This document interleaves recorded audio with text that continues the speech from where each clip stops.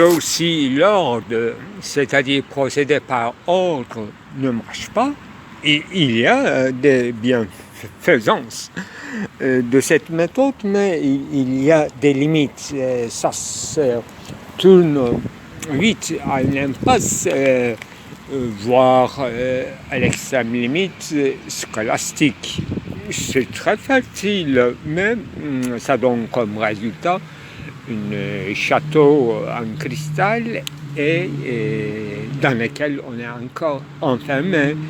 Bien que l'idée de cristal, c'est un modèle organique qui est développable ou géométriquement ou virtuellement, fractalement, effectivement, peut être en expansion, mais ça ne change rien parce que fractal en expansion, c'est toujours la même chose en série. Vous voyez, c'est pas identique quand je dis toujours la même chose, mais c'est une ligne finalement droite, quoique fragmentée, et dont la première action, disons, dit la vérité finale, ultime. Voilà une vue un peu changée, et il faut voir les choses de tous les aspects. Pourquoi je choisirais de procéder par ordre, par désordre? C'est presque impossible, mais on peut s'essayer. C'est-à-dire, à la fois vous allez procéder en quelque chose, sur quelque chose dans lequel de cette chose c'est encore la plus importante des choses, c'est-à-dire X, K, Shay en arabe, donc un véritable l'objet de la pensée, c'est la chose en question.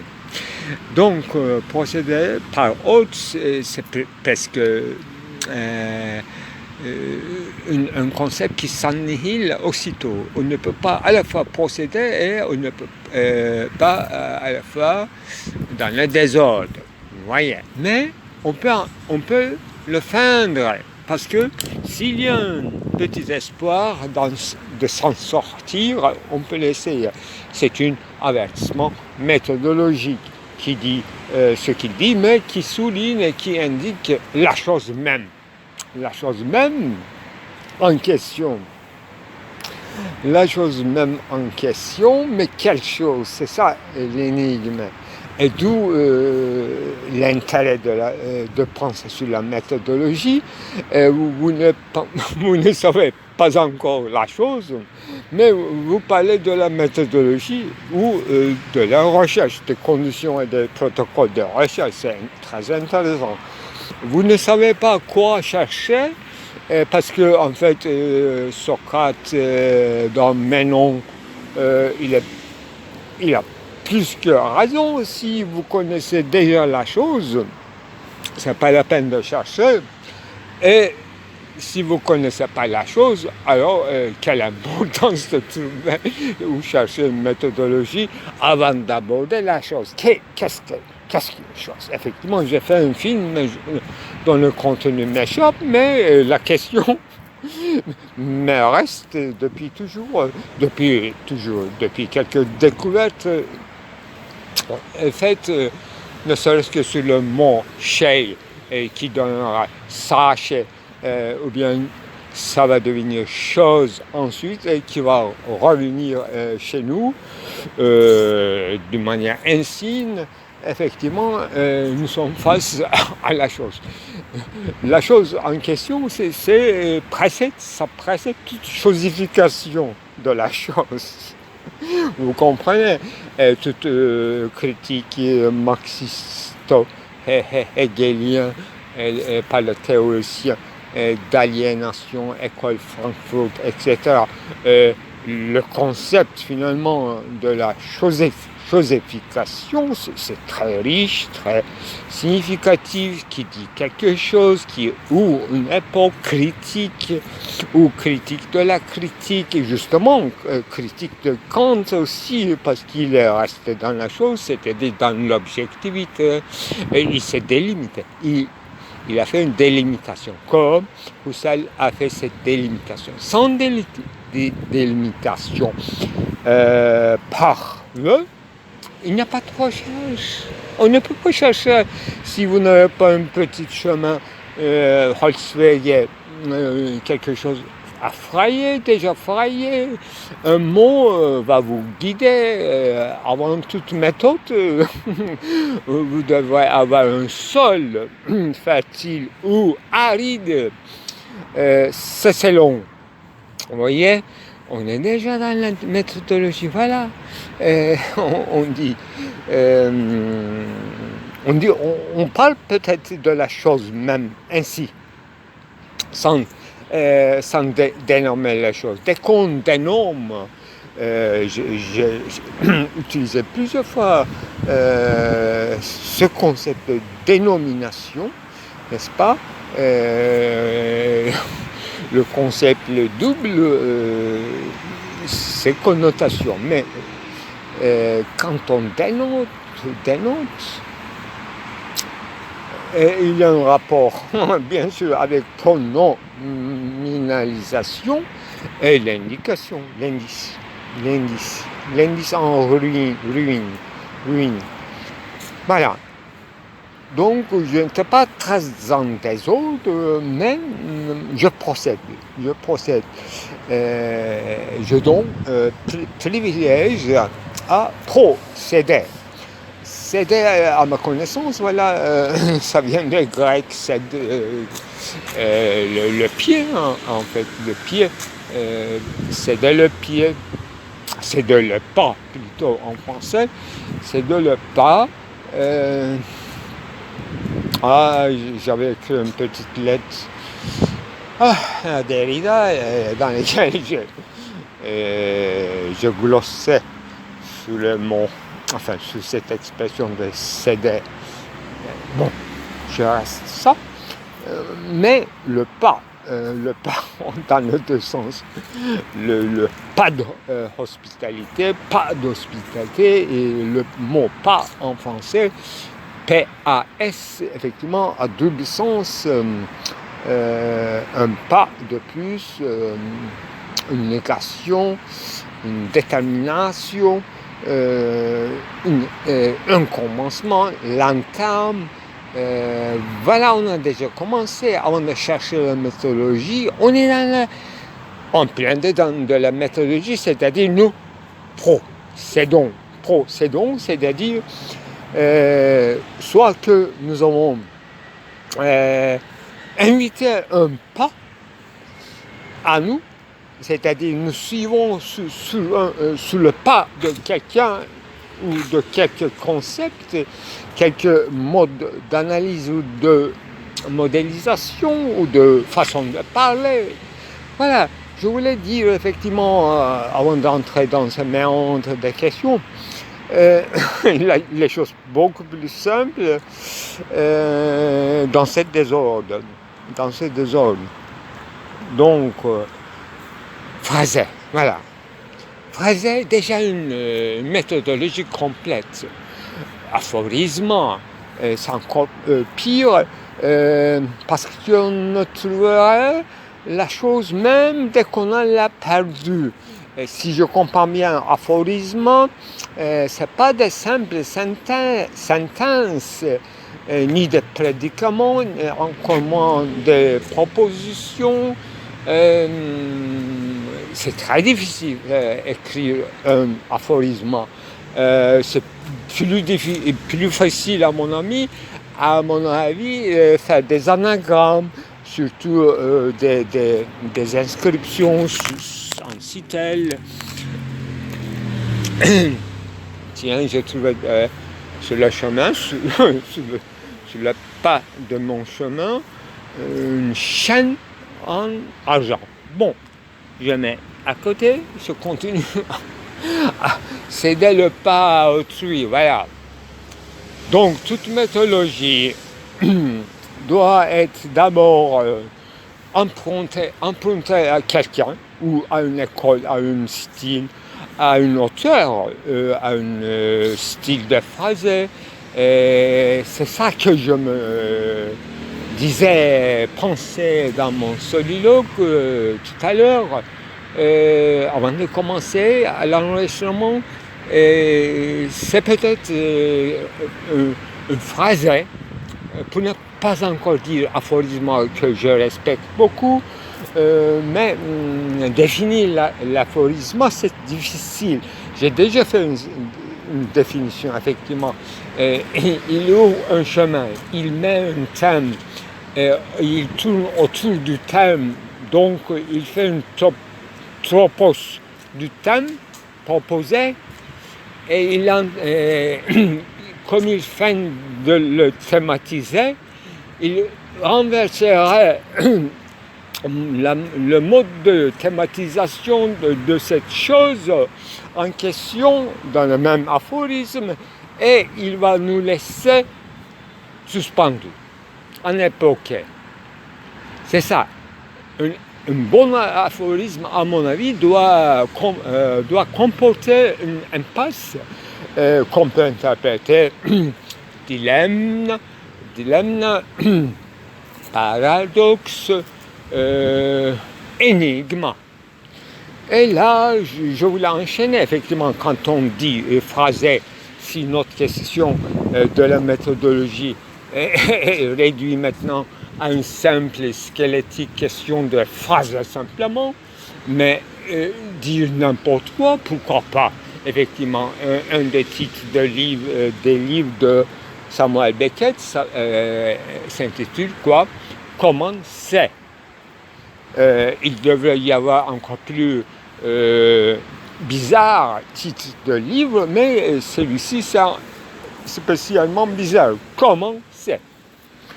Je note et j'en passe. Comment c'est? Voilà.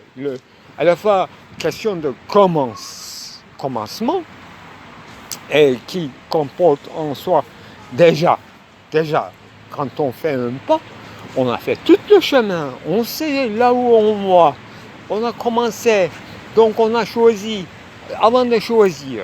Et je me disais aussi dans mon soliloque que devant l'immense folie ou question de l'arbitraire de signes, ce n'est pas une meilleure appellation ou dénomination de la chose arbitraire du signe, c'est-à-dire être au pas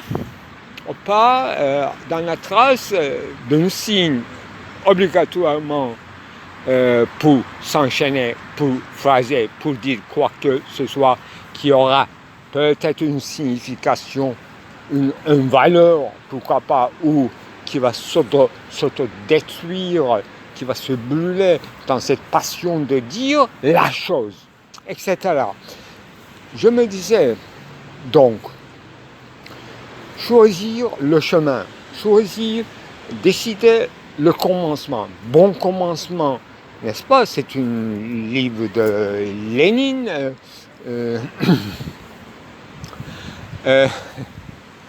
Ne yapmalı, nereden başlamalı, que faire, faut-il procéder ou commencer? Voilà. On est donc dans la question en plein de praxis, action, aller dans un sens ou pas. Mais pourquoi? Pour arriver où? Vous voyez, quand on dit ça, finalité ultime ou causa finalis, on est encore dans les zones de causa. Avec qui? Qui suis-je? De quelle matière?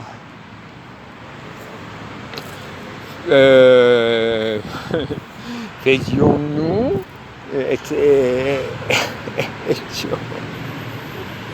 Vous voyez, question de causa materialis, causa formalis, une petite formalisation, une directionnalité, une intention recta, intention obliqua, et ça pas une petite fourberie ça peut être une petite exercice d'école, un exercice de style, faire une intention obliqua.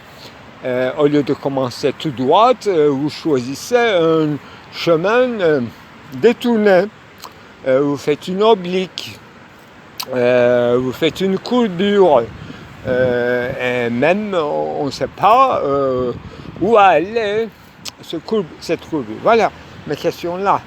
Méthodologie, c'est ça. La questionnement sur la méthode. Méthode veut dire d'ailleurs le chemin tout simplement. Voyez, moi, je n'arrive pas à m'empêcher de marcher en parlant. Un ami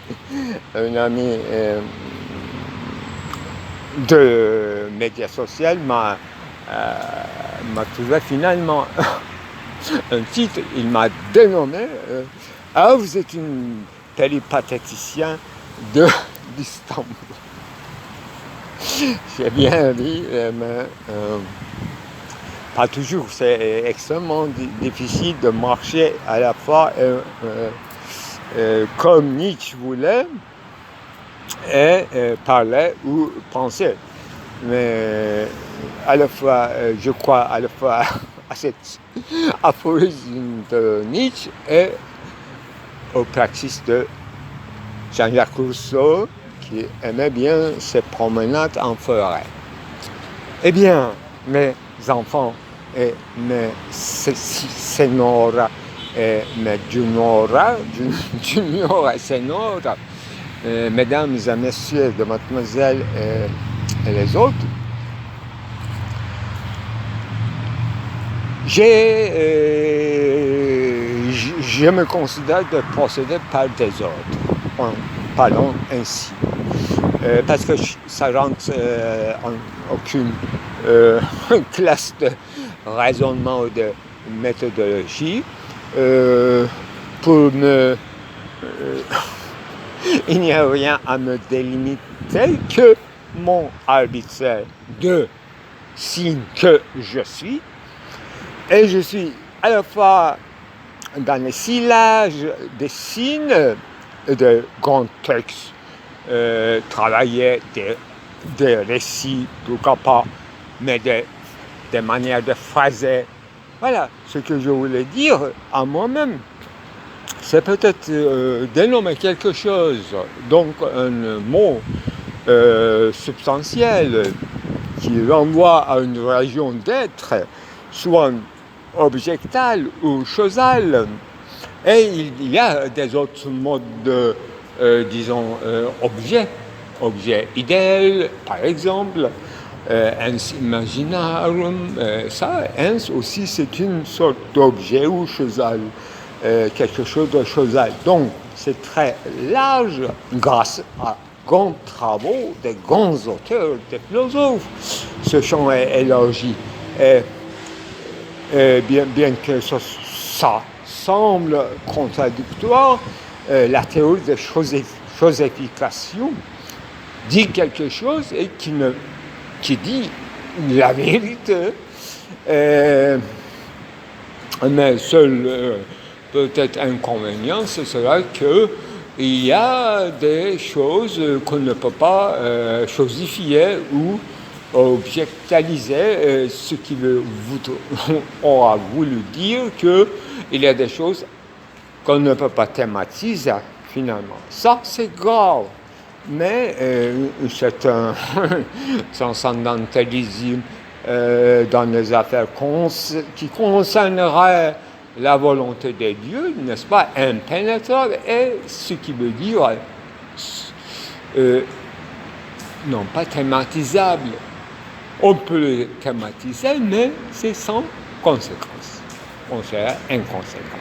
Donc tout est pensé entre la philosophie et la théologie dans ce domaine, et ça donne lieu à une certaine cessez de feu que j'appelle la méthodologie phénoménologique. Cessez de feu. Une certaine neutrale Untersuchungen ou recherche logique qui dépasse toutes les limites de logique symbolique, bien sûr. C'est très louable projet qui nous a permis de maintenant de procéder en désordre en tous les sens pour revoir tout le chemin parcouru, les pas cédés, concédés, et des concessions faites à l'objectal, à la chosale, et toute résistance. Pour ne pas céder le pas, pour laisser la question, c'est-à-dire la chose ouverte. Voilà.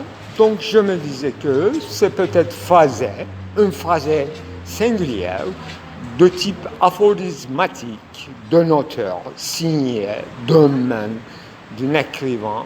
Donc c'est pas quelque chose qui descend du ciel, une phrase, c'est tout à fait une praxis. C'est scriptural, mais avant de devenir scriptural, c'était la parole prophétique. Avant ceci, c'était quoi? La parole de révélation et parole prophétique, qui veut dire à peu près la même chose, mais c'était la parole d'oracle, piti. Et en annexe aliéné, chosifié, mais très formellement encore plus près de la chose qu'on appelle la vie perdue. Donc il s'agit d'une écriture mortuaire sous la stèle que j'appelle anagramme chez les latins. Mais il y a des équivalents, bien sûr, dans les autres cultures, mais on n'est pas obligé d'écrire sous la stèle, sous la pierre tombale. On peut écrire sur papyrus, etc. Donc, parole succincte, phasée, une formule quasi magique qui résumerait tout. Donc, très près de la poésie et un assemblage de signes conjugués, disons, et qui se disjoint aussi pour faire une impasse ou bien pour montrer une impasse. Moi, ce que je peux espérer de montrer le plus, c'est justement ce point-là que je veux dire que qui peut être encore plus arbitraire ou en désordre que ce que nous appelons par convenance historique l'arbitraire du signe. C'est encore plus supérieur que l'arbitraire, libre arbitre de Dieu, volonté impénétrable de Dieu. Les signes sont encore plus impénétrables. Les signes humains, bien sûr, qu'on essaye d'en faire exégèse herméneutique et traduction en plus. Et malheureusement, il n'y a pas un seul alphabet, il n'y a pas un seul système de signes, ni un seul régime. C'est encore plus profond que système, les régimes, comme régime de phrase.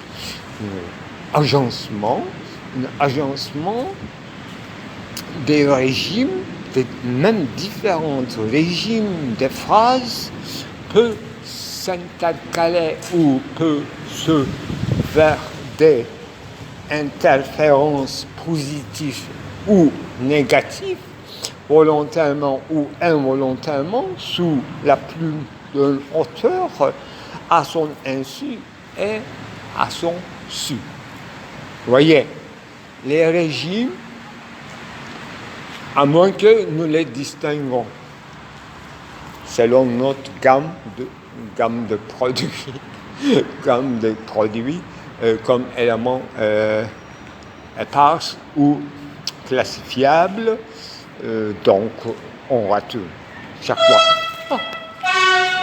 fois que nous disons classifiable, nous sommes encore question de catégorisation, taxonomie, mathésis, sérialité, règles du jeu. Vous voyez? Dès que nous sommes libres de choisir notre commencement, notre premier pas est là où nous allons arriver à la fin de ce trajet, toute opération est déjà décidée. Et avant de décider, avant que nous prenions délibérément une décision, arbitrairement, délibérément, nous sommes déjà sur la trace, sous le pas d'un spectre innommable. Donc, dénomination, je disais, qui donne des mots à peu près substantiels, causal, à différents régimes ou de registres, encore moins important que régime de phrasé qui nous ouvre à des intrigues extrêmement variées, car les mots, finalement, peuvent être complètement mémorisés. On peut comprendre leur sens dans chaque époque différemment. On les vide, on les remplit, mais on n'est jamais sûr, en dehors d'un régime de compréhension, toujours en acte ou en virtualité, on ne peut jamais être sûr ni de leur provenance, ni de leur premier sens, ni de leur étendue, ni de leur limite, de leur connotation. C'est encore des mots limités, mais qui dit qui dit bien ce que je problématise actuellement avec les utiles et les matériaux sous la main ou sous mes pieds, sous mes pas. Une certaine chorégraphie, donc il fallait nommer mon discours. Une recherche, un piétinement, où l'autre jour j'ai fait un film qui s'appelle un mot un peu différent, piétiner, les peuples qui ne sont pas encore, les piétinements des peuples qui ne sont pas encore. C'était très fort, mais avec l'aide dictionnaire, parce que empiétinement, empiéter, piétiner, ça se confond. Un Français ne se confondra jamais. Moi, je suis obligé de me consulter au dictionnaire.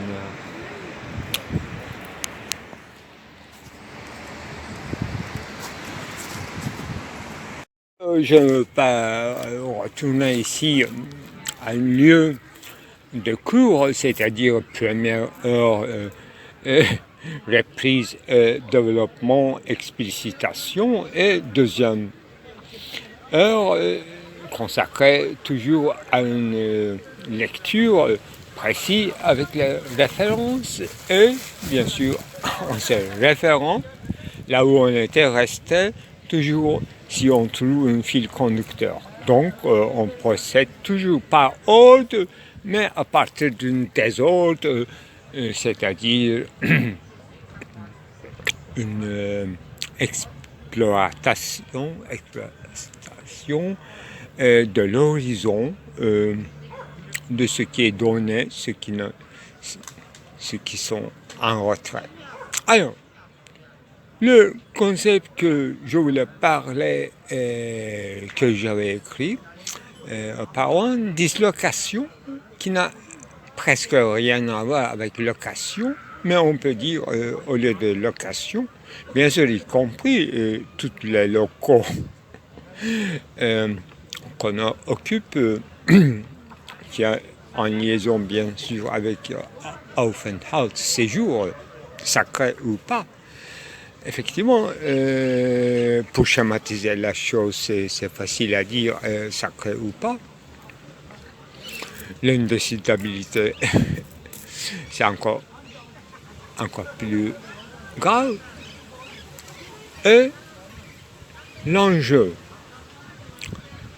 Donc, dislocation des mots d'abord substantialisés, des pronoms déjà comme les astres, c'est-à-dire n'importe quel astre peut faire l'affaire pour le romantisme, une demi-lune, une croisade, une pleine lune, etc. Donc ce sont des symboles qui servent à se référer sans connaître à une entité autour de laquelle il y a une nébulosité des sens et clair-obscur qui renvoie toujours à autre chose. On ne parle jamais d'étoiles quand on nomme une étoile. Alors, les étoiles, j'espère que ce n'est pas mon sujet, s'ils disloquent ou pas. Voilà, une manière encore plus plausible de penser kinésis qui me paraît un mot neutre, mais sûrement par ça, c'est-à-dire il nous reste un héritage très aliéné de ce mot sûrement que je ne pas chercher ni étymon, ni... Voilà. Qui est rapproché par Aristote aux animaux, n'est-ce pas, les mouvements des animaux, et pourquoi pas un mouvement végétal, et végétation, tout à fait, mouvement partout en chimie organique. Alors, dislocation devrait servir comprendre kinésis, c'est pourquoi on quitte une cellule, une entité quelconque pour se communiquer sans vase communicant dans une dynamisme ou dans une énergie qu'on appellerait la liberté ou libre arbitre ou hasard ou lancer, c'est-à-dire un premier coup de dé, un jet, pour ne pas dire, voilà, pour ne pas dire dans une langue aliénée, accumulation primitive de quoi? Des capitaux, de manière de s'essayer, c'est-à-dire voir ses potentialités et ne rien faire, et s'essayer dans ses limites, là où, jusqu'à où on peut, où, à partir où, avec qui, avec l'influence et force en interactivité, etc. Voyez, on est tout en ordre, tout en étant en désordre, là. Parce que l'homme ne comprend rien, il a beaucoup d'envie de comprendre quelque chose, mais il n'arrive pas à associer ceci ou cela. Il confond, il est confondu, il est confus, et il se confond, et quand il sépare, il se confond encore plus. Quand il distingue les choses, les domaines, les registres, encore pire, parce que cette fois-ci, il est lui-même fendu. Voilà. Donc, rien n'est en paix chez l'homme. Toujours la même chose, tranquillité, tension zéro, la mort égale mort, une homéostatie, c'est pour la machine. L'homme, c'est donc ça qui peut le consoler, n'est-ce pas? Un schéma, une image,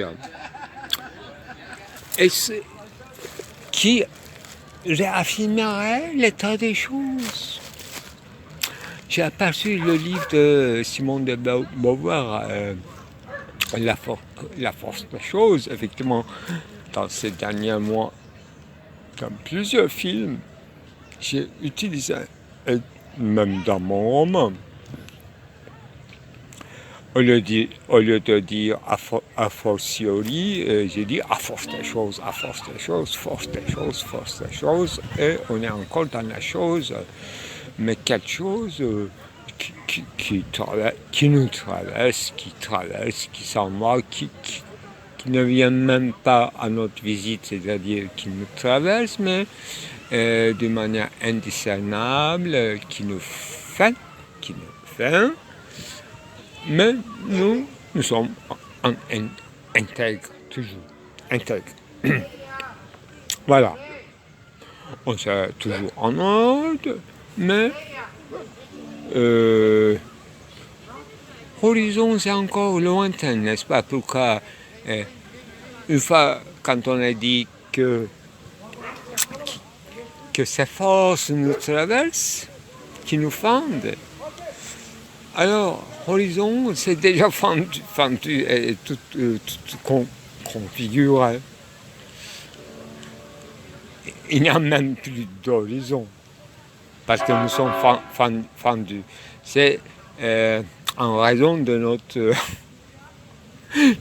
fondation, justement, que nous avons un horizon, un deuxième cercle plus élargi, un troisième, etc.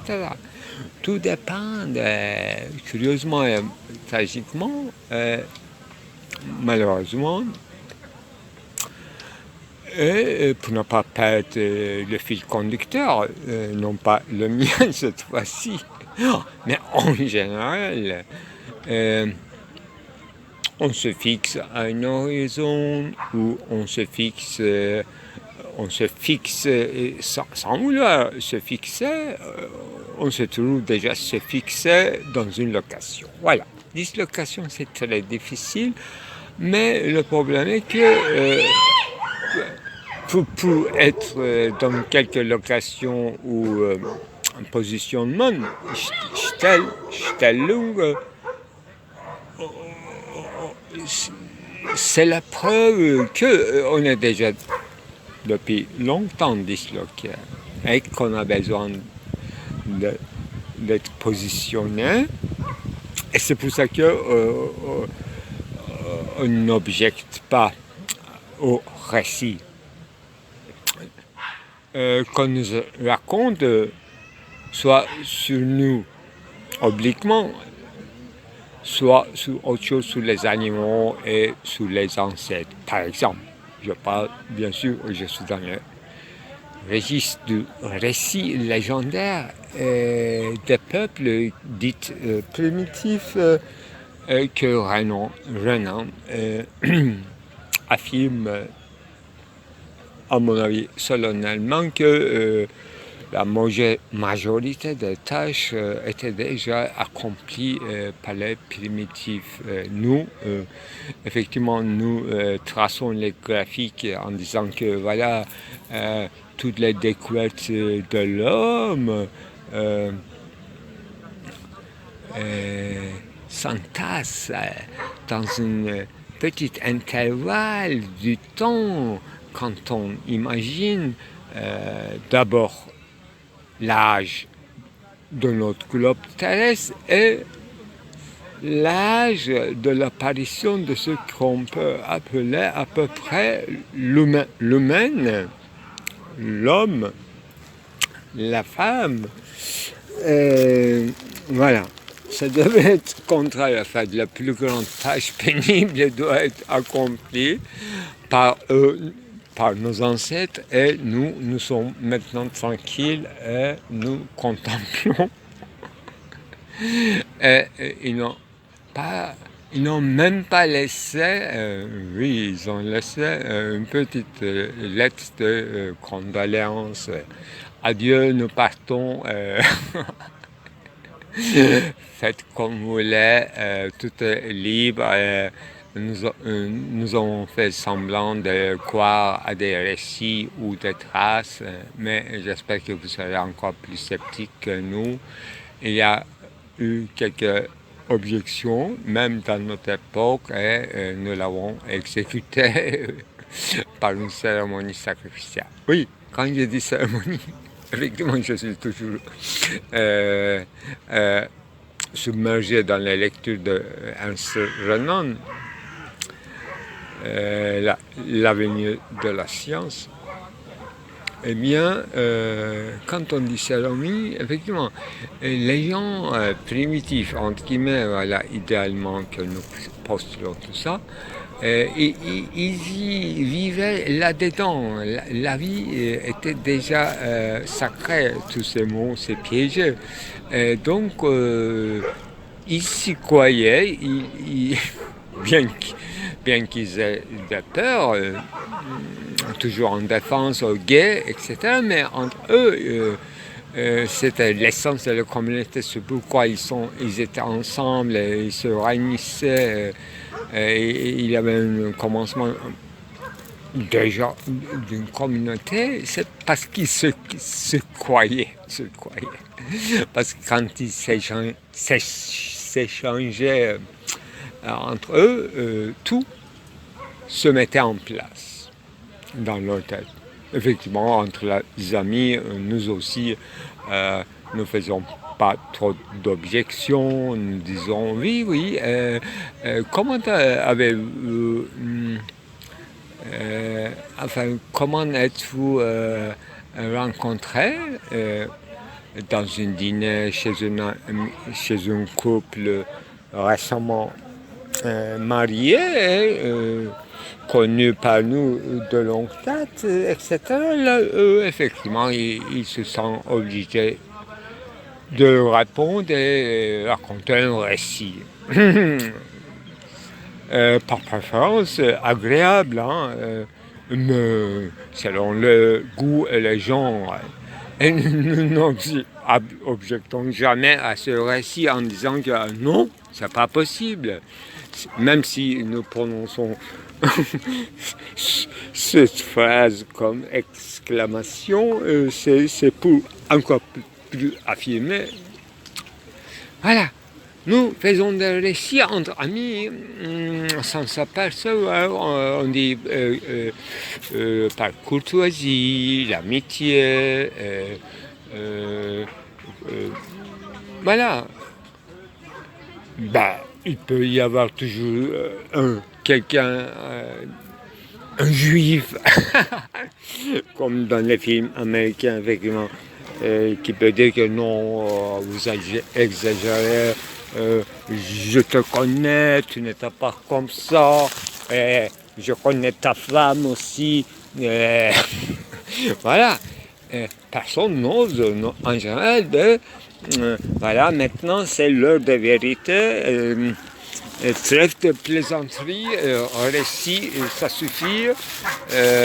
On vous a demandé une question très sérieuse, on attend de vous des réponses très précises. Non, c'est pas civilisé ça, même pas primitif, parce que personne ne songe de faire comme moi. Là, effectivement, vous êtes au-delà de Saint Thomas. Là, c'est pas possible. Vous avez assassiné un dîner. Il faut envoyer les enfants à coucher. Voilà. Vous voyez, la quête de vérité, c'est une tâche, un impasse. Impossible d'en parler. Chateaubriand, Renan, ils se plaignent en disant que voilà, il a des limites de parler, on ne peut pas dire tout à tout le monde.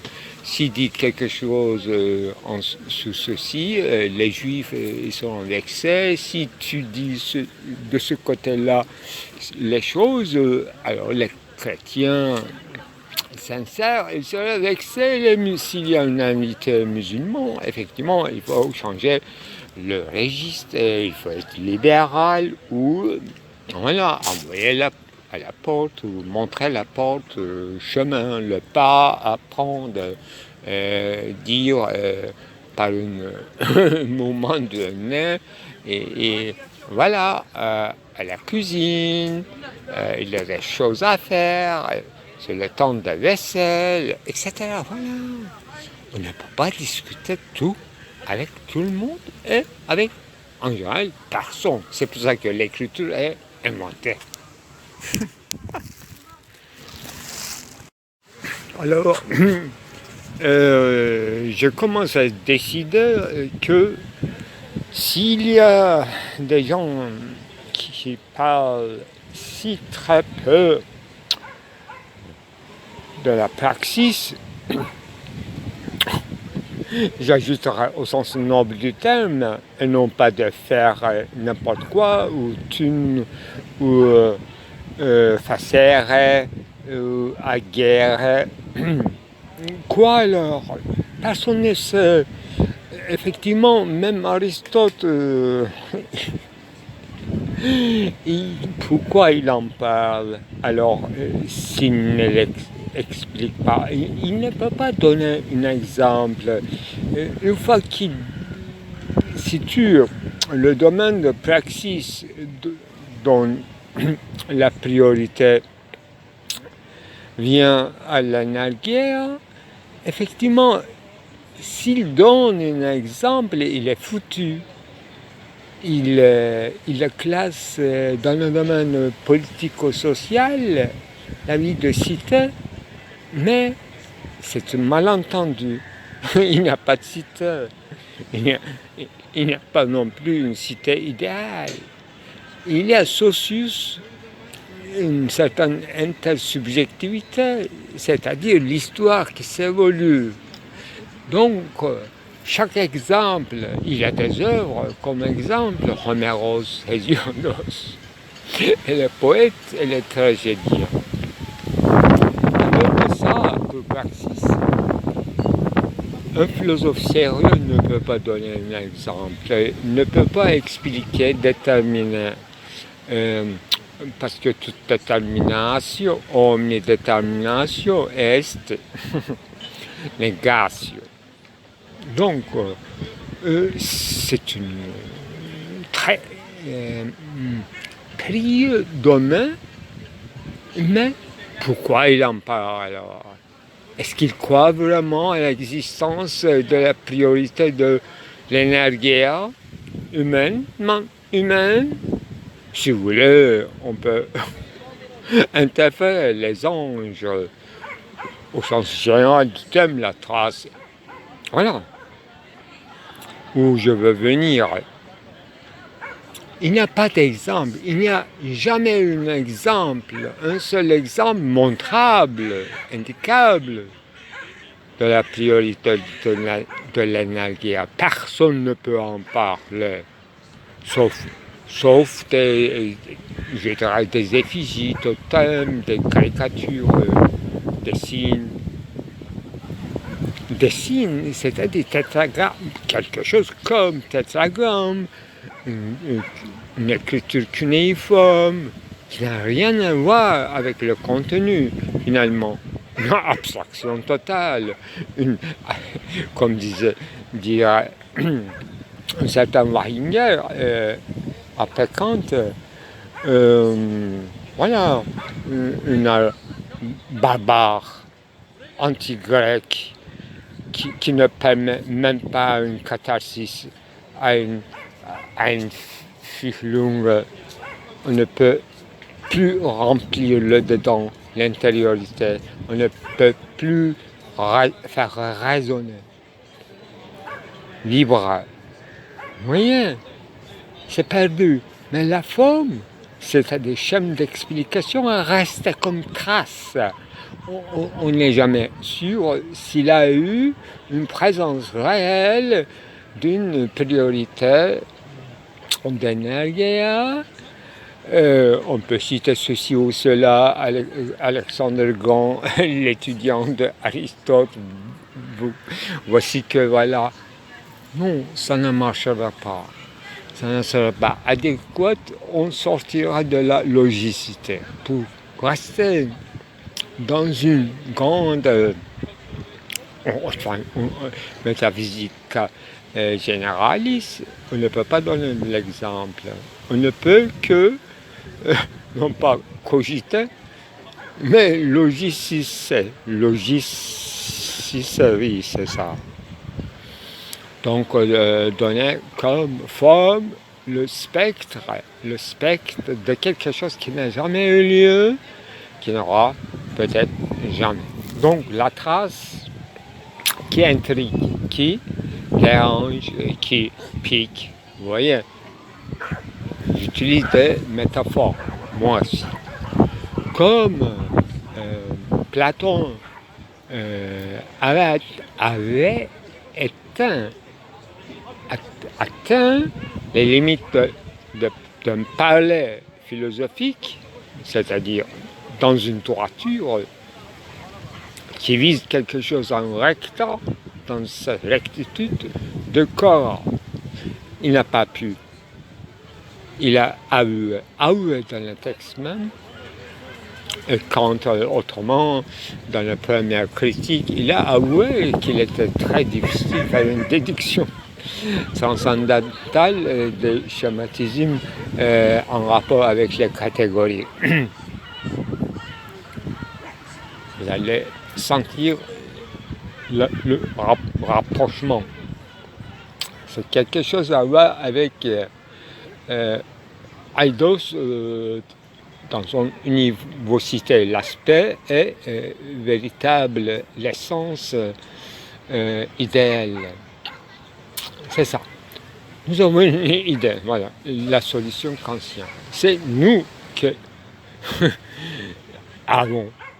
nous avons cette idée. Et cette idée n'existe pas avant nous. Mais quel homme, quel nous dont nous parlions. Aujourd'hui, nous, moi, tous ensemble, je lisais Renan, L'avenir de la science, deuxième tome, traduit en tout avec une véritable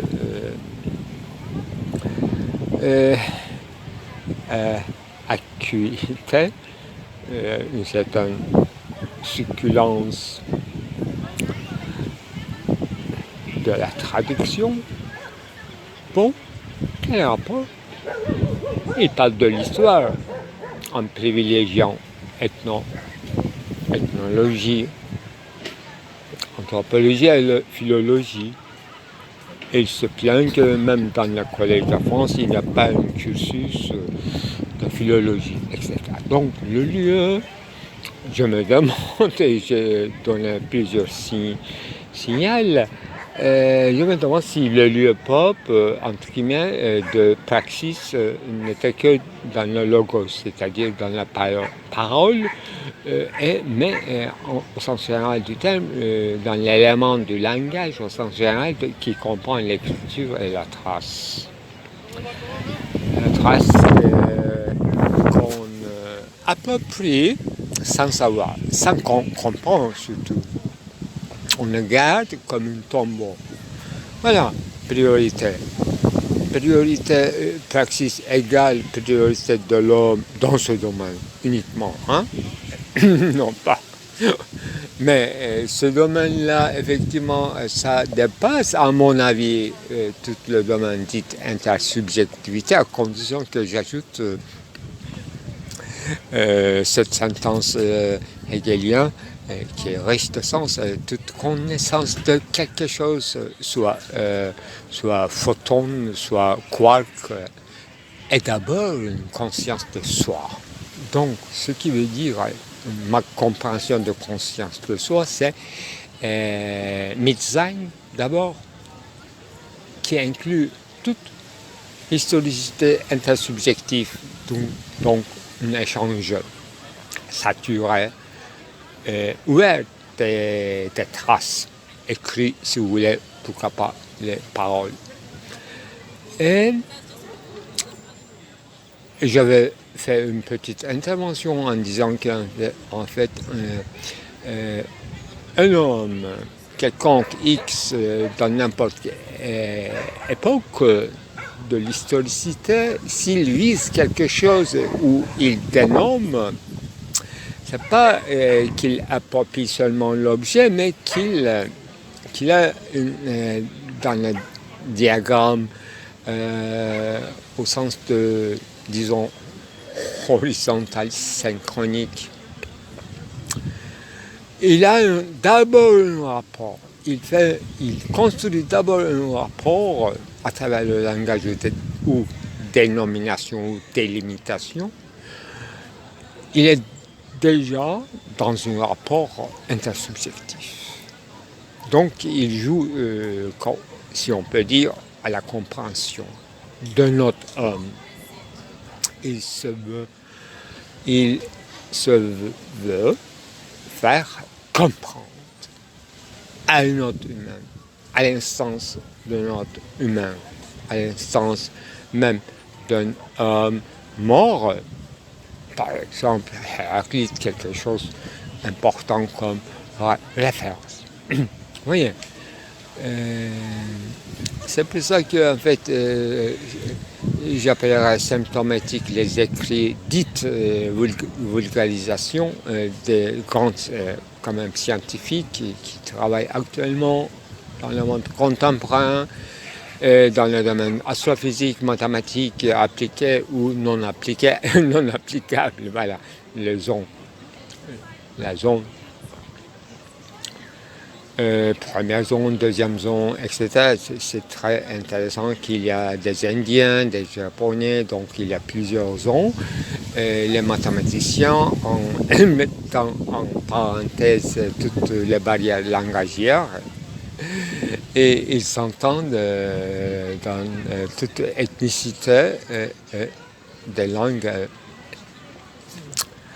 mises à côté, même pas traduites parce qu'ils n'ont plus rien à faire avec les langues ethniques et autour d'un rudimentaire, pourquoi pas français, ils mathématisent donc en signes, symboles arbitraires conventionnels pour s'essayer toutes sortes de schèmes. Et désespérément, ils attendent qu'il y aura une expérimentation qui les prouvera leur formule. Et ils sont complètement comme des adolescents obsédés par la masse au sens d'un objet qui aura au moins une masse détectable, c'est-à-dire une rayon, une ondulation, un choc éphémère, une interaction, ça suffirait qu'il prouvait, non pas l'existence de Dieu, mais qu'il y a quelque chose qu'on peut appeler en ancienne langue la masse. Quelque chose qui n'a même pas besoin de volume, parce qu'on projette dans une autre conception d'espace. On peut renverser toutes les possibilités à condition qu'il soit mathématique, c'est-à-dire, si je comprends bien, jusqu'à un certain point consistant. Voilà, la loi des lois était auparavant principe d'identité, c'est-à-dire non-contradiction. Maintenant, on se, non pas familiarise, mais on s'entend dans cette zone qu'on appellera, pourvu qu'il ne soit pas incompatible. Voilà. Si je comprends bien, moi, en disant ça, en énonçant ça, j'ai fait, enfin, sans vouloir, j'aurais fait un appel aux mathématiciens, un certain challenge. Là, ils vont sûrement poser une question à eux-mêmes en disant que est-ce que je peux formuler quelque chose qui comprendrait aussi incompatibilité.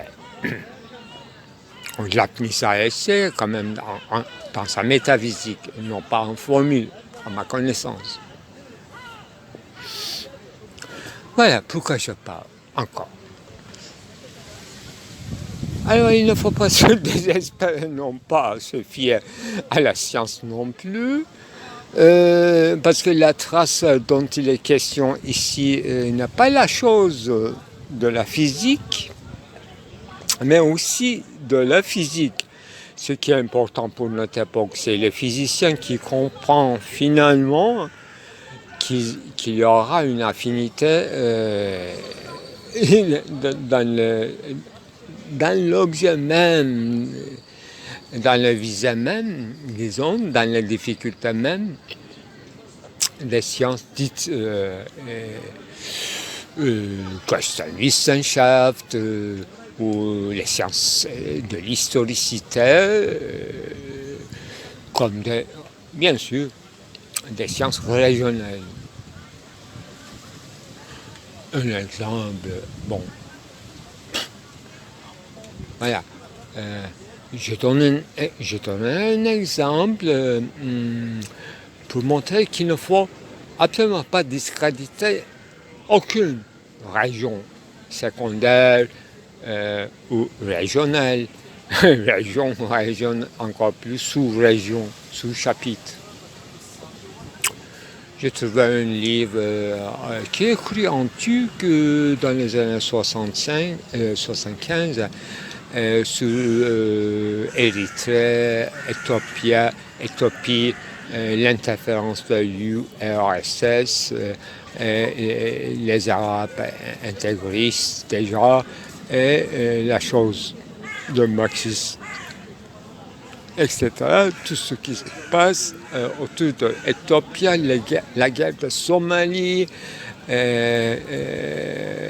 qui ne s'arrête pas dans ces années-là, qui dure jusqu'à les années 90 avec les dites génocides, etc. Bon, un livre qui explique, avec une activité d'un journaliste,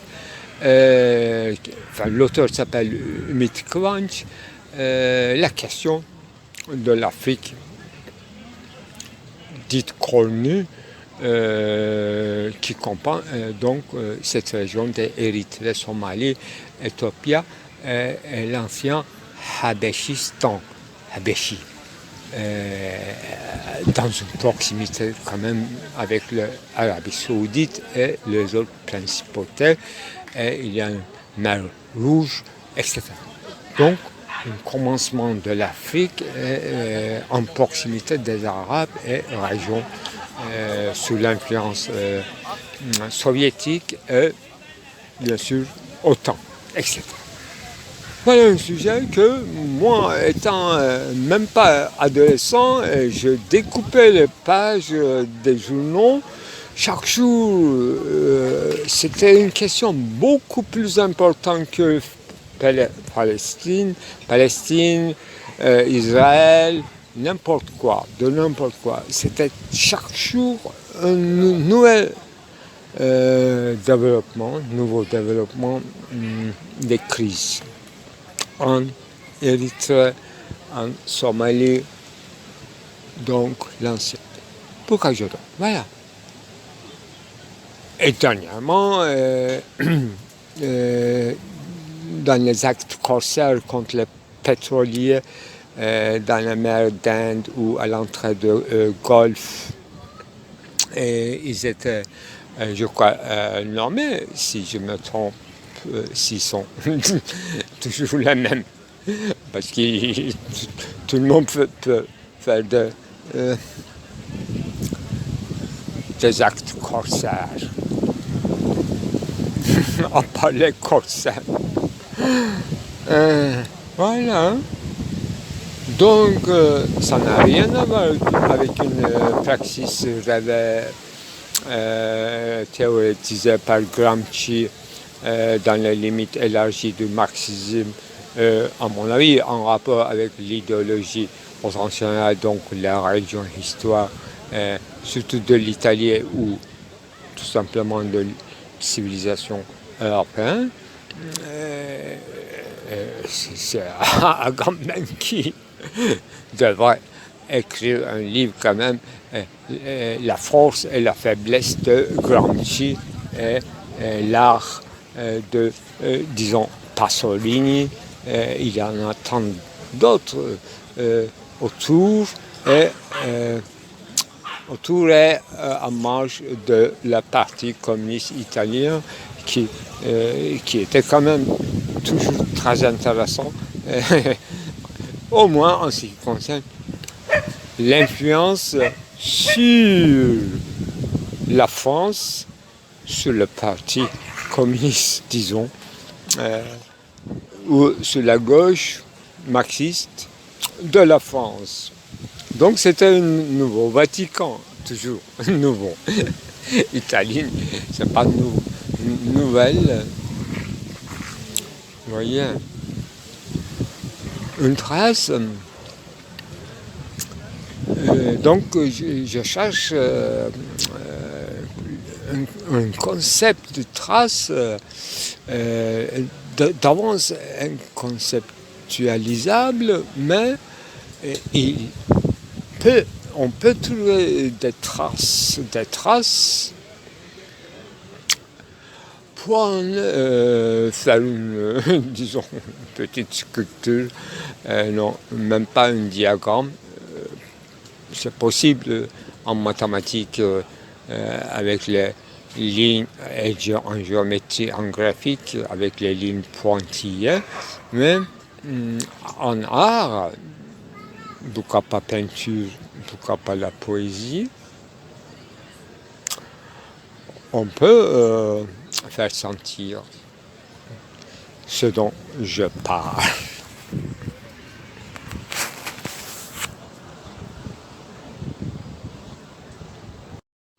Donc, j'ai bien aimé Renan, Ernst Renan, que je connaissais bien sûr, mais c'est un livre sur la science, donc sur la méthodologie, un compte rendu de l'évolution de l'humanité. Mais ce qui m'a intéressé, un paragraphe concernant l'enfance de l'humanité et pouvoir comprendre et est-ce qu'on va utiliser la même méthodologie pour comprendre véritablement ce qu'il voulait dire, faire, parce que la majorité des inventions des connaissances viennent de cette partie de l'humanité à l'homme qui a une conscience dite critique et privilégie notre époque, la science critique, dit-on. Mais lui-même, il est intéressé plutôt par la trace de cette fauve qui n'utilise pas ce mot fauve. Moi, il parle d'une certaine précarité ou de primitivité. Comme je dis, d'une traduction trop élégante,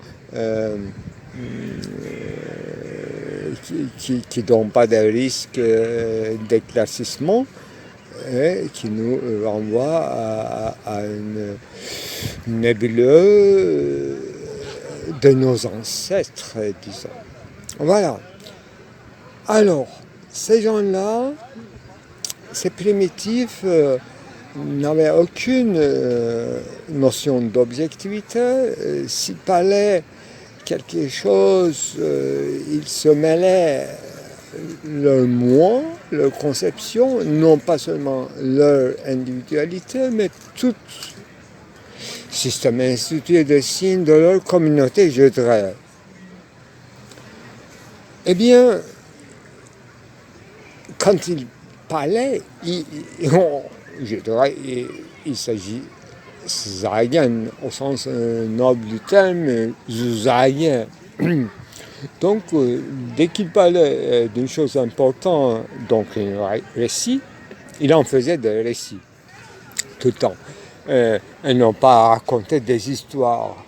Tout échange de paroles était une sorte de récit, au sens, disons, contemporain. Il était littérateur de naissance, d'après ce que j'ai compris. Donc, ils étaient, moi j'ajoute, comme note en bas de la page, les primitifs, tous, sans presque exception, tous avec un scepticisme possible, bien sûr, comme dans toute rite, cérémonie, exécution sacrificielle, tout, il y a une raison sceptique qui ne participera pas au récit entièrement, qui dira qu'est-ce qui se passe, est-ce que je suis en retard, ça y est, ça va. Voilà, il y a toujours comme on dit, caractère, un mondain, un séculaire, une tête à part, c'est possible, j'en crois, à partir de Derrida, qui a fait des signes dans son petit livre sur la passion, dans sa fiction de rituel de repas eucharistique. Bon. Donc, les primitifs, dans notre en bas de page, moi j'aurais écrit tous les l'homme primitif, tout homme primitif était d'abord hegelien. Parce qu'il ne faisait que confirmer cette grande sentence de Hegel. Alors, toute connaissance d'un objet et toute parole énoncée, proférée concernant un objet, une objectivité, un événement, etc., c'était tout d'abord, avant tout, une conscience de soi, c'est-à-dire conscience totale de communauté, et qui était immédiatement reçu par la communauté, par autrui, par les autres, par la communauté, par tout l'ensemble, presque sans exception, sauf, moi j'ajoute cette exception d'une sceptique. Il peut être aliénement mental dans toutes les époques, il devrait y avoir des aliénés, mais qu'est-ce qu'il faut faire? Châtier, mettre signes, tatouages, incisions, colorés, habillés, et ça va marcher comme dans la théorie de Blaise Pascal. Tu pries, si tu n'arrives pas à prier, tu bouges tes lèvres, tu murmures quelque chose, tu vas voir, tu vas croire. Voilà, le système d'éducation le plus solide possible. J'espère que vous m'avez compris. Alors, l'homme est une chose étrange. Zayen, un monde qui est capable de praxis, mais dont il ne faut pas parler. Qu'est-ce qu'il disait notre grand Sohrawardi en citant Ibn Arabi, je suppose, il faut vérifier, et nous avons pris une décision entre amis soufis, de n'en pas parler et encore moins écrire ces choses-là. J'ai déjà cité ce passage de Sohrawardi. Donc, une chose très risquée, parce que ouvert à tous les malentendus, pour la raison simple que l'homme est capable, ontologiquement, à l'action, au praxis. Mais l'homme n'a aucune idée de l'ontologie et de l'être. Il n'est qu'un étant parmi les étangs, et sauf l'exception. Sauf l'exception. Sauf quelqu'un qui dit ah, j'ai mal entendu, ah, j'ai pas compris. Ah bon? Voilà, quelque chose comme ça. Voilà. Quelqu'un à part. Quelqu'un avait écrit un livre sur l'apartheid et dans le titre de son livre, sérieux, il y avait à part. Ça devrait être dans la maison d'édition Galilée. Fois possible, il faut chercher dans la marge de Sylvain Agacinski. Tiens, aujourd'hui, je suis tombé sur le livre de Anne Formantelli avec Jacques Derrida sur l'hospitalité. Parce que j'étais un petit étudiant de Anne Formantelli dans la faculté de Jussieu. Elle avait des cours succulents. Effectivement, elle n'était pas dans le département de philosophie, mais dans l'histoire de l'art. Et la nuit, en fait, le soir, dans les cours du soir, j'y allais. En plus, ce livre est très bien construit. Dans une page, Anne Formantelli, dans l'autre page, Monsieur Jacques Derrida. Anne Formantelli est très très intelligente au sens poétique et connaissance poétique et bien sûr l'histoire de la peinture, de l'art en général. Elle est une personne très saisissante. Voilà. À part. Donc à part, c'est pas du tout mauvais être à part.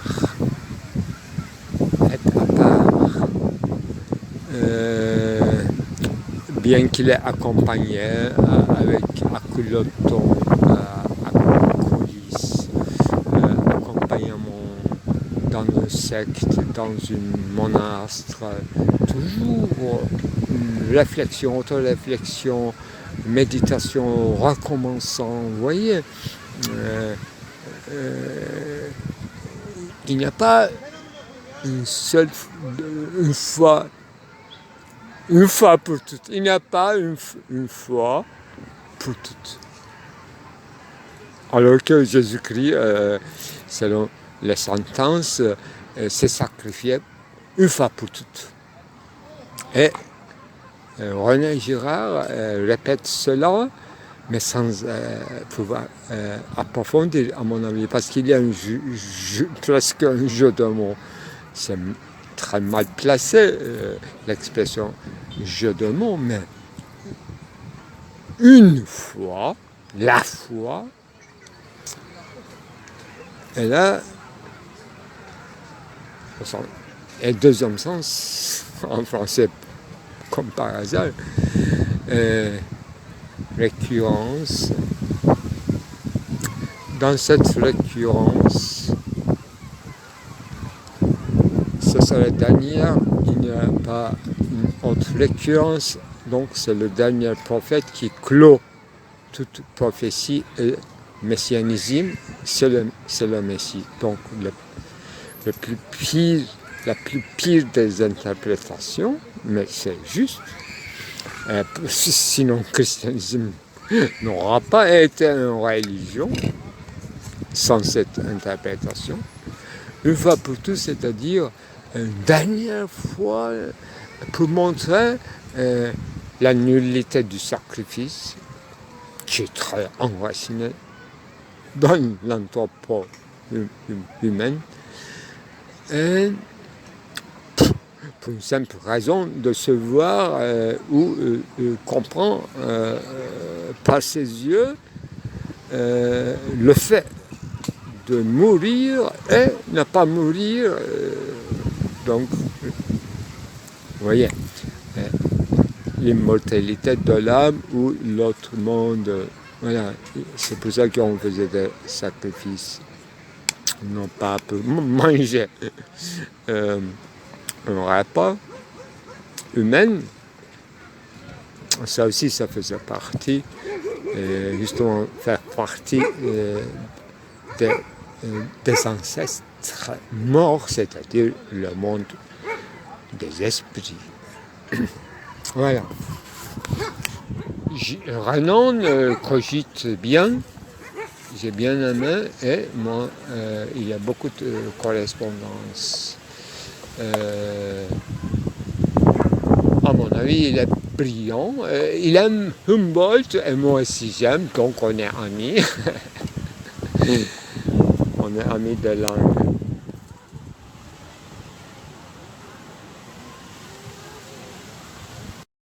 Donc, c'est-à-dire, il retourne de la phrase terminale, phrase terminale, si ça existe, eh bien, non pas dire non, dire oui au sens de non. On est toujours dans les eaux de omnideterminatio esse negatio. Donc, d'où vient, c'est une réponse lointaine à la question non posée, d'où vient le mal dans le monde. Non pas le mal dans le monde, mais par l'intermédiaire de l'homme, le mal, comment a fait son entrée dans le monde, par la détermination, soit autodétermination, soit praxis. C'est un sujet périlleux. Donc, toute activité humaine, soit glorifiée, comme disait Renan, effectivement, réduire à un cannibalisme tout l'homme primitif, c'est dangereux. Je comprends cette phrase, mais il y a des phrases encore plus intéressantes. Pour ne pas dire un mot trop grec, en ce qui concerne à la fois le poète Dante, à la fois quand même un homme sciemment écrit, un homme de science, onomatopéisation, c'est-à-dire d'être capté par un certain flux de langage auquel il est à la fois soumis et il se baigne dans ces eaux et il en attrape et fait un nœud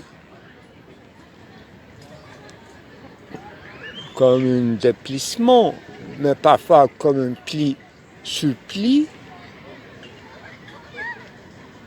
qui poétise tout simplement, comme diraient les Allemands, Dichtung, Dichten. Il est dans l'élément du langage. Donc, à un moment donné, il utilise cette expression consacrée, le Fils, le premier Fils de Dieu. C'est joli, c'est très poétique, mais en ce qui concerne sa thèse principale, c'est-à-dire ne pas renvoyer tout à Dieu, donc il préfère lire n'importe quel livre de sagesse hindou que de lire commentaire énième de Descartes qui pensait distance. Et pourquoi? Ici, les auteurs, non pas seulement les auteurs allemands et grecs, mais il les glorifie d'une autre manière en disant qu'ils ont, avec leur saga, tout à l'heure je disais Zuzage, il ne faut pas simplement se contenter de ce verbe de parler. En ce qui concerne l'homme primitif dans mon anecdote, disons, qui fait un récit. Moi, j'ajouterais que face à celui supposé hypothétique qui sera sceptique comme saint Thomas, figure plutôt de Thomas,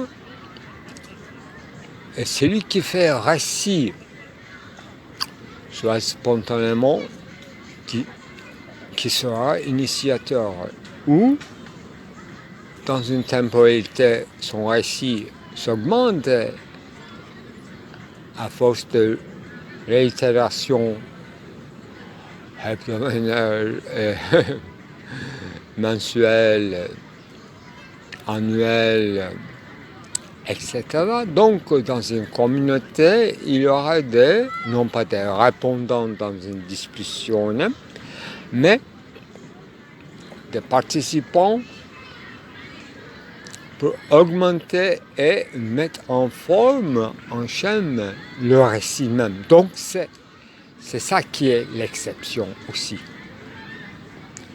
Il y a une exception dominante, souverain, qui gagnera, et il y aura une, soi-disant, entre guillemets, une antithèse, pour ne pas dire une antithèse, une négation, qui va se révéler tout de suite.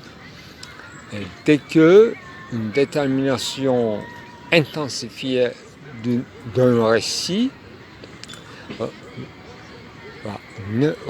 va sûrement renaître, je souligne, parce que c'est pas première occurrence. Jamais on ne sera dans la fête d'une première occurrence. Et donc il y a deux exceptions. L'un qui est déjà l'auteur et qui laisse proférer ces signes dont il n'est pas le maître, et dans un échange verbal et gestuel. Note en bas de page, note chanson des gestes, et non pas Nibelungen des Allemands, des Nordiques, et Romeros du sud-est. Voilà, l'atmosphère de Ernst Renan, qui est très très bien. Et il dit à un moment, on réfléchit, un homme de réflexion, bien pensant, un homme bien pensant en réflexion n'aura jamais tenté de changer aucun régime grammatical ni inventer un mot. Donc il n'y a pas l'accès barré dans le langage. Langage, je vous invite et vous entrez dans ce labyrinthe mais vous ne pouvez pas creuser une autre court-circuit. Là, vous serez hors-circuit. Donc une exception encore. Vous voyez? Il dit qu'aucune homme bien réfléchi n'aura... et il insiste à partir de Herder sur cette expression de langage national ou ethnique. Parce que dans la traduction, on ne comprend pas la différence. Et donc, ethnicité, nationalité, fait la loi, et dans ce paradigme que l'homme soit primitif, soit critique, hein, il insiste dans ce mot, notre monde 19e siècle, critique. La science doit être critique, sinon rien. Voilà. Et je comprends ça comme sceptique aussi. Et parce que le scepticisme change de niveau et qui ne décrète pas une fois pour toutes tout récit légendaire comme une fausseté, un imaginarum. Alors, en ce qui concerne l'imagination, un fait d'imagination, voilà, cette expression consacrée a changé beaucoup de contenu.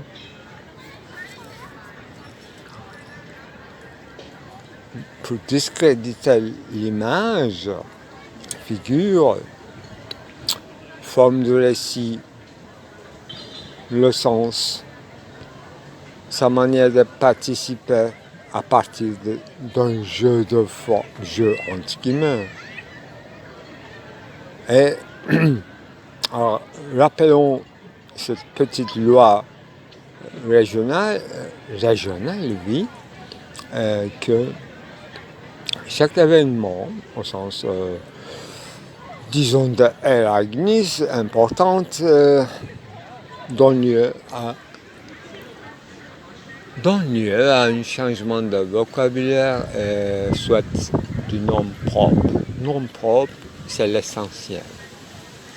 Donc, imaginons, quoique mortel, son nom propre n'est pas mortel, et ça donne lieu à une descendance ou bien à une bifurcation, à un changement, à une déviation. Donc ce qui s'effectue là, ça aussi, c'est une expression dans la grammaticalité. Grammaire s'y inclut une exception qui est cette voie effectivement ouverte dans la poésie hébraïque intériorisante, etc., cantique de cantique qu'il cite bien, Anstrengen, et qui serait ensuite, après coup, ce qu'on appellera le Bible. Également, il renvoie à l'ère arabe et musulman en citant le mot malakat, c'est-à-dire la poésie arabe intériorisante, subtile, etc., qui serait ensuite devenu le Coran même. Bien qu'il le faut, c'est très intelligent au sens hegelien, parce qu'il cite également Victor Cousin, avec beaucoup de flatterie. Donc, à ma connaissance, Cousin, c'est l'un des premiers hegeliens en France. Donc, ce qu'il veut dire, l'islam a produit comme œuvre final, le Coran et Malakat, c'était la poésie qui était vivante en arabe. À ma connaissance, ça s'appelait 7 suspendu, Malakat, c'est-à-dire, à mon avis, hebdomadaire. Imaginez un magasin de poésie qui sort tous les semaines et c'est suspendu sous le mur, pour ne pas dire le mur de Kabe, sur le mur important, disons. C'était ça, entre guillemets, entre beaucoup de guillemets, la démocratie arabe. À un moment donné, il dit que, enfin, en citant, ou bien en vantilogant,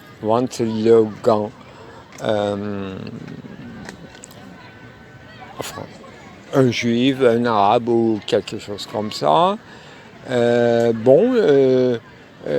qui peut prétendre que s'il n'y a pas une justice dans ce peuple, qu'il n'y a pas eu une assemblée. Voyez. Qu'est-ce que ça veut dire une assemblée pour délibérer sur un sujet qui touche à la juridiction.